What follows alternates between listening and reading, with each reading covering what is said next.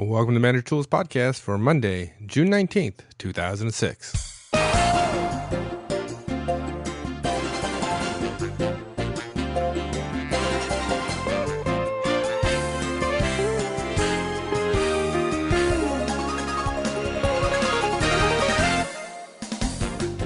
Hello, this is Michael Lozen, and welcome back to Manager Tools. Now, every week we get questions about people's resumes on the discussion boards. As a matter of fact, our resume casts are some of the most wanted of all our work. So it's pretty obvious that more and more folks are tuned to their careers and how to manage them. Now, that's a good thing because, as we said before, no one's going to manage your career for you. So this week, we thought we'd address a career management topic that also leverages our recent cast about building your network. Today, we'll discuss the basics of mentoring. There's a lot of different aspects of mentoring, but this week, though, it's just the basics. As a matter of fact, it'll be this week and next week because, yes, again, we've run into a topic that's taken us probably 2 shows to cover. So today we'll start with part 1 of our podcast on the basics of mentoring. Stay tuned.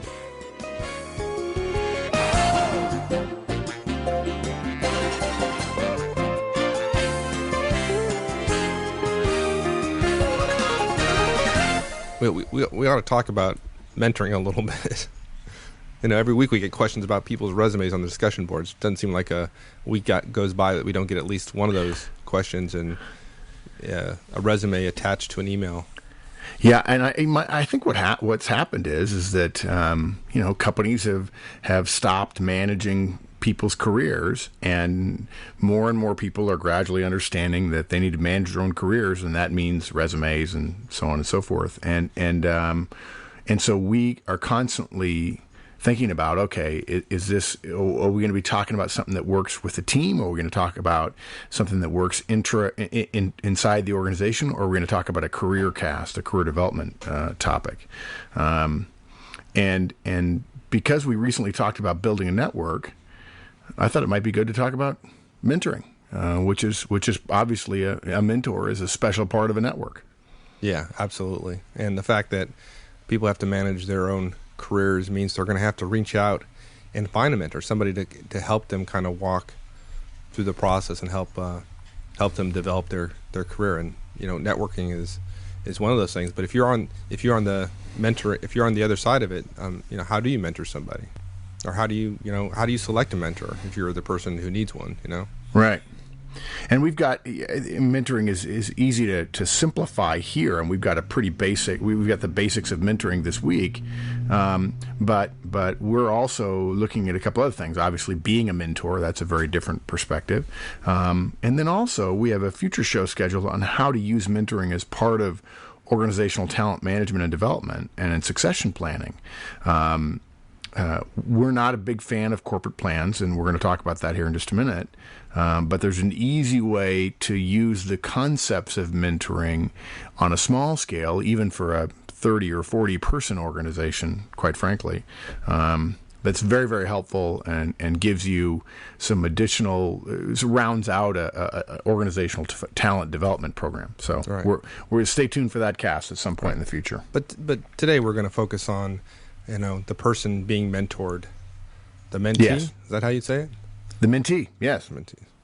Man, it sounds like a breath mint or something, but okay. So, yeah, and we're going to talk some big picture a little bit about corporate programs, and then we'll walk through, in classic Manager Tools fashion, 7 recommendations we have, 7 guidelines, and they are these. Who do I ask? How long should the relationship last? That ought to surprise some people. It's not mentoring for life, folks. Making the ask. How does it work? Running it. That first crucial meeting. And being ready for feedback. And that's it. Okay, so before we get into that, though, we're going to talk about a little bit about corporate programs and why they ain't really all that much. Yeah, I mean, there certainly. Look, if you get asked to be involved in one as a mentee, you should absolutely go for it.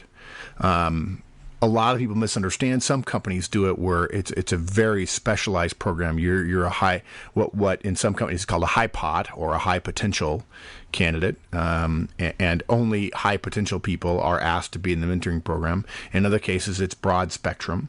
But the danger, of course, is that if people don't know how to go about creating their own mentor program, in other words, you doing it yourself, the way we'll talk about in this cast, if they see a corporation doing it, and if it doesn't work out, we see a lot of people getting soured on mentoring.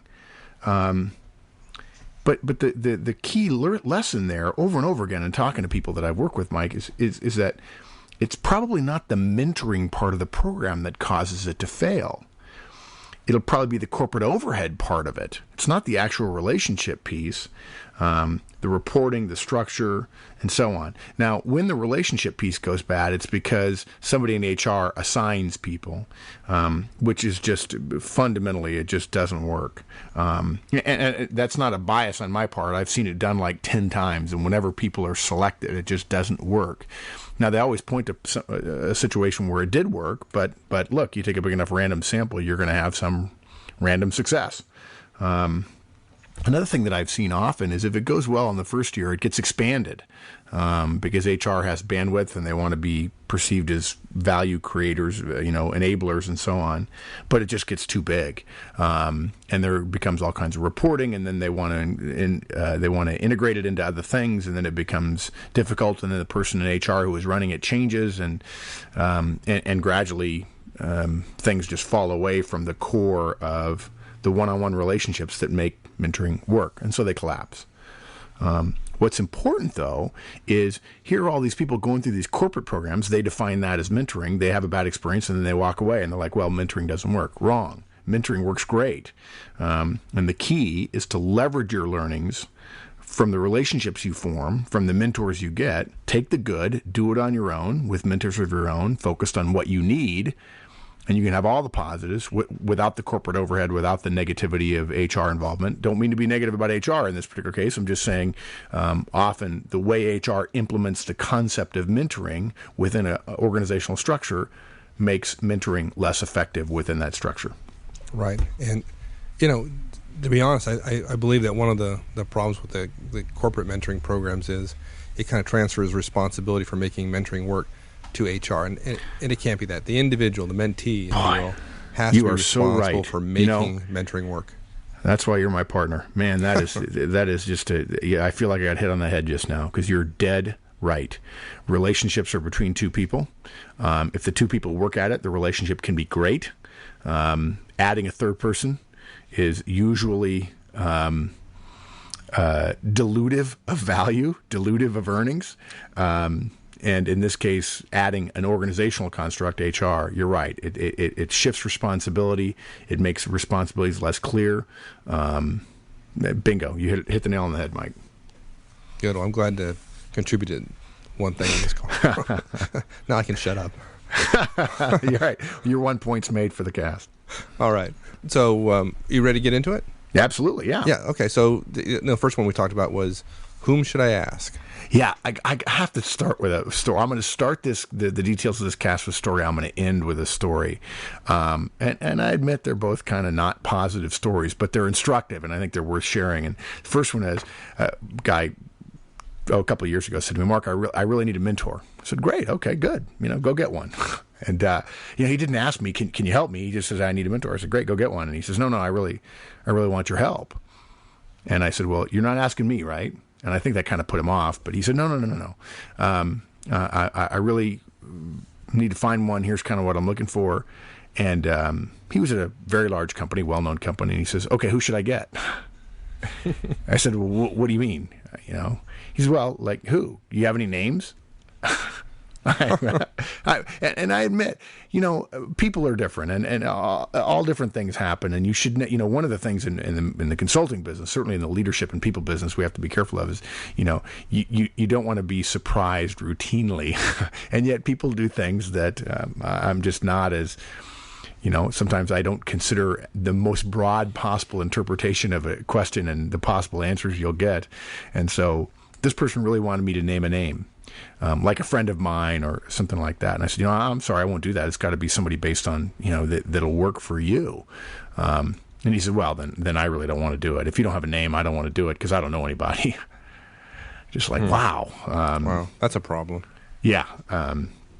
And in a way, going back to your point about shifting responsibility, I would have essentially doomed it to fail if I'd have named somebody, right? Because there would have been a three-way relationship there because I would have always been involved in terms of introducing them. Yeah, absolutely. So the question really, whom should I ask? There are a lot of different viewpoints on this. Some will tell you that women should only have women mentors. I disagree, although I do think females in the workplace do have a special perspective. I've blogged about that. We've talked about that before. Corporate America still, unfortunately, is more of a man's world than it should be. HBR, Harvard Business Review, Mike, just ran a very scholarly, very impressive article suggesting that minority candidates, diversity candidates in large organizations, those employees are best served by minority executives. When you read the article, you tend to believe exactly what they're saying because in fact, minorities go through difficulty in the same way that the corporate America, and certainly we pay tribute now to our international listeners. We can only speak to corporate America here, but in addition to corporate America being a man's world, it is also a white man's world. And there is more need for diversity at the top as corporate America continues to reach all parts of the globe. And I think that in the future there will be more opportunities to have diverse mentors. And I will also say this. At some point, we're going to have a cast where we talk about having a board of directors. Because in the same way that Tom Peters and Fast Company years ago kicked off the concept of a brand called You, where you are your own company, and maybe you think of yourself as an individual contributor within your company your company gets hired as an outsourcing, if you will, to go work to become a salaried employee of a larger company. By that token, you need a board of directors for your company. And so there are a number of different ways to look at this. Some folks say you should definitely choose somebody who's different than you, because obviously if you choose somebody just like you, they're going to tell you all the things you probably could already surmise on your own. And if you choose somebody different than you, that would then negate the two suggestions regarding women and minorities. I took all that, and after watching years of mentoring, having mentors myself, being asked to be a mentor, here's what I've learned. As a general rule, if you're only going to have one mentor, and again, we're suggesting that is one way to look at this, we recommend you choose someone whom you admire, whom you believe will be helpful in achieving your goals.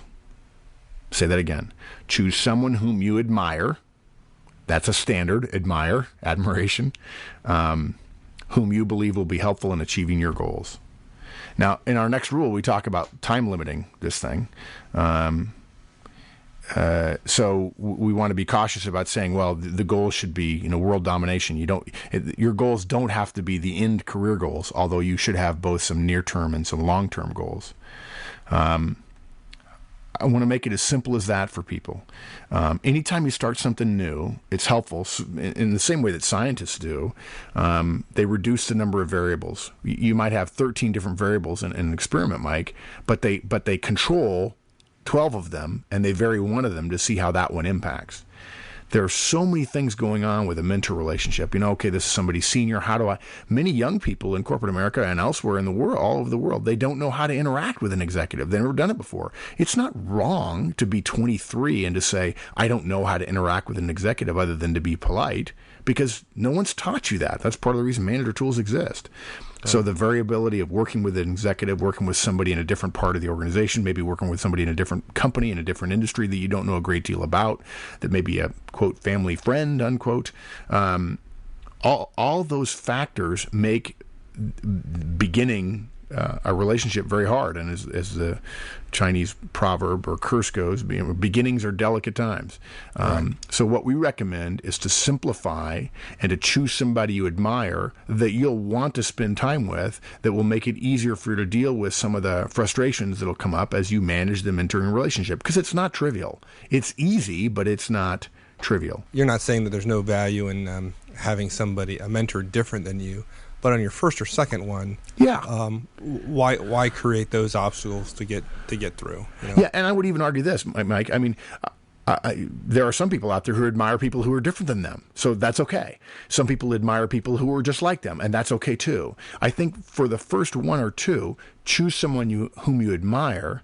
And then you're gonna learn about the process. You're gonna become much better at it. And when you choose somebody that has a specific value to you, or maybe you have two mentors, one who's really good in your company, and somebody who's really good in terms of professional development or personal life balance kind of things, or you might have 3 or 4. Don't start out now thinking you need a board of directors and they need to have 5 different characteristics, each one of them, in order to fully round out your professional life. You're just going to kill yourself, and it's going to collapse, much like the HR situation. So we're not saying different or the same. We're saying the criteria ought to be somebody you admire. Should it be someone in your own company, or could you go outside the company? It's hard to say. It's easier at bigger companies with thousands of employees to choose somebody in your own company, and I would argue that's a good place to start. It provides you some common ground, but because of the difference, probably in terms of layers. And by the way, I get asked this all the time, Mike. I'll just take a quick brief detour. Your boss cannot be your mentor. Okay? It doesn't work. It can't be so. Your boss is not a mentor. Your boss is, folks, your boss. And that's a very specific role, and it's very distinguishable. And if you have 2 bosses because of a matrix organization, neither one of them should be your mentor. So it's hard to say. At a smaller firm, Mike, you may have to diversify. I think about a firm with a couple hundred employees, or maybe a firm that's geographically separated, has 3 different plants across the country or across the world. It's unlikely that you'd have a mentoring relationship with somebody 5 time zones different than you. I think there's some geographical considerations here. And because of that, you'd only look at the people in your own company. Well, if there's only 100 people at your location, you have to be careful. If you go up a couple of layers, assuming your organization has reasonable spans of control, you're now at the top of the organization, and the top, the general manager or whomever, the plant manager or the sales manager, can't mentor every single person 2 layers or 3 layers down in the organization. So you may have to diversify at a smaller firm. And you may have to choose other people in the same industry but at different companies.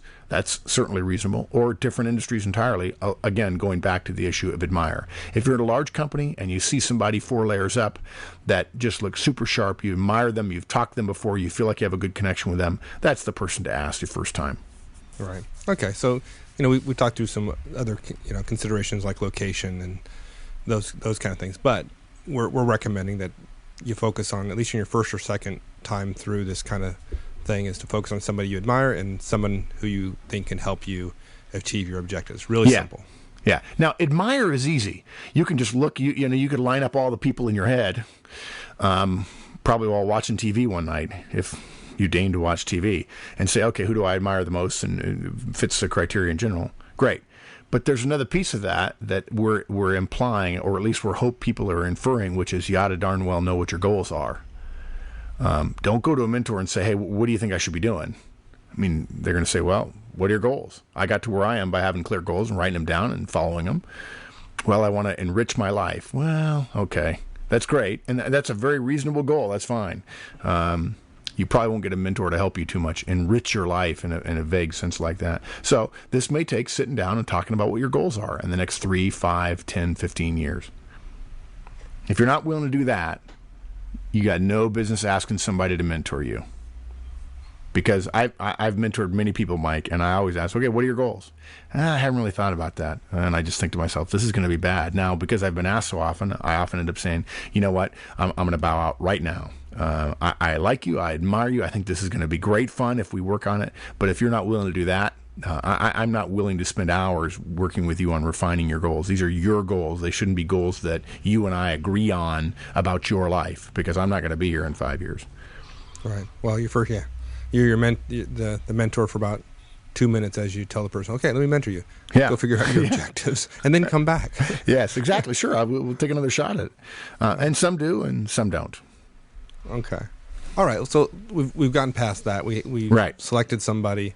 When you go into that conversation, there's going to be, part of the conversation should be, how long is this relationship going to last? Okay, you say that. That's great. You point that out. But in fact, Mike, most people Senior people say no to mentoring not because of the person asking. It might, gosh, if Horstman asked Ozan to be his mentor, obviously it doesn't work in this situation. But it's not the way I do it. When Ozan says no, Ozan's not saying no because he thinks, well, Horstman stinks.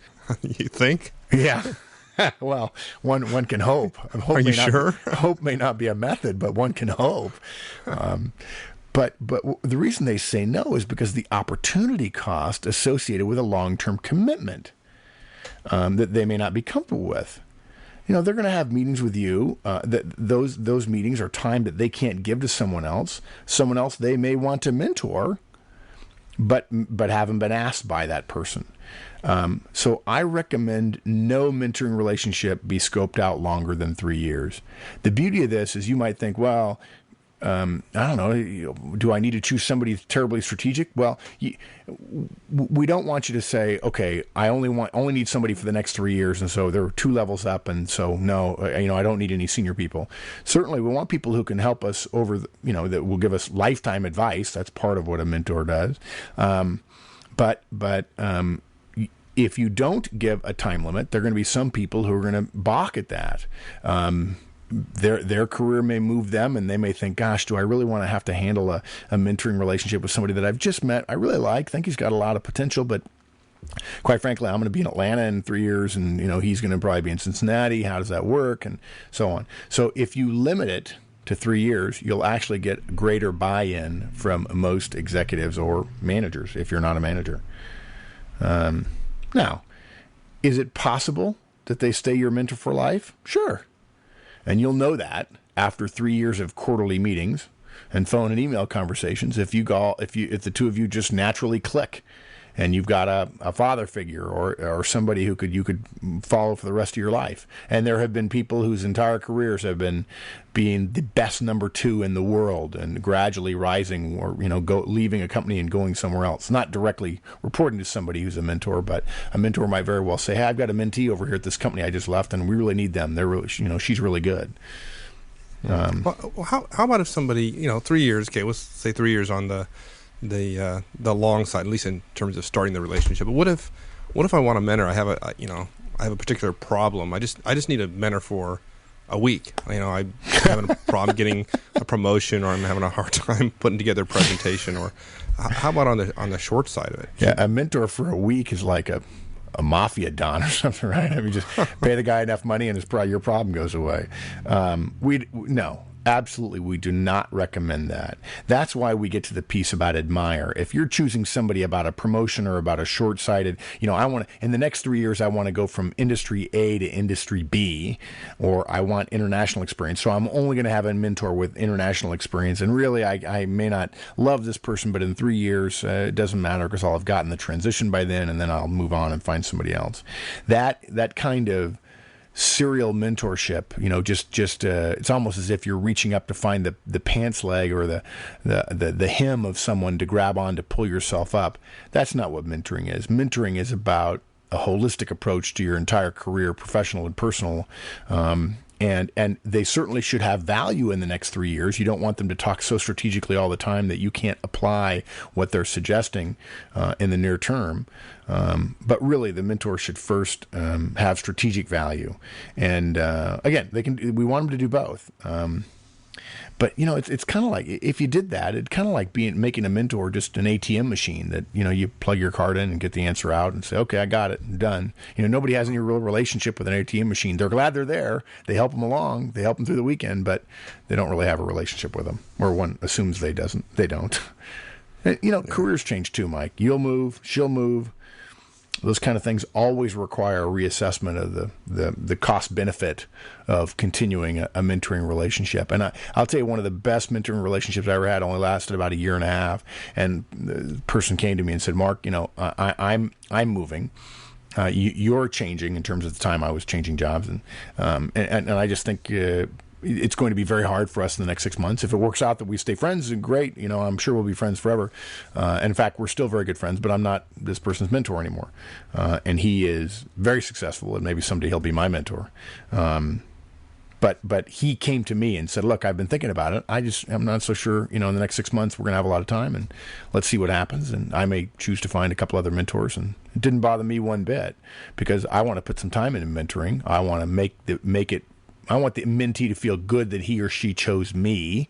And because of that, someone coming to me and saying, listen, I want to let you off the hook because I can see this being harder for us. I really appreciated that, because I'm not the only person worthy of being a mentor. That's for darn sure.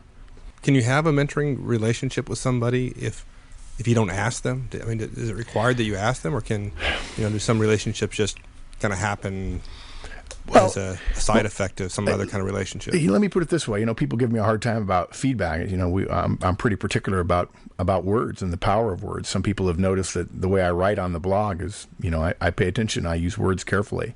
On the other hand, at times that is ineffective between you and I in terms of me using the words, putting meaning on words that you didn't intend. But I would say the answer to your question in a very strict sense is no. You can't have a mentoring relationship with someone you don't ask. You can have somebody whom you admire and look up to and you turn to for advice and so on. But if you don't formalize it, then they're not a mentor. They're just a friend. Now, you might call them a mentor, but in terms of this discussion right here, no, I wouldn't call it that. I just think we need to be clear about that kind of distinction.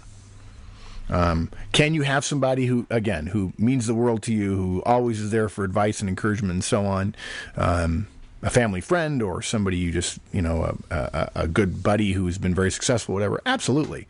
And you could choose to call him mentor, and I'm not going to argue with you, but in terms of what we're talking about, no. We're talking about formally asking somebody. Good. Okay. Can you ask them on email, or do you have to do it in person? I wouldn't do it by email. You can. Email's so effective. Here I am using words specifically. Yeah, you can. Feel free, knock yourself out.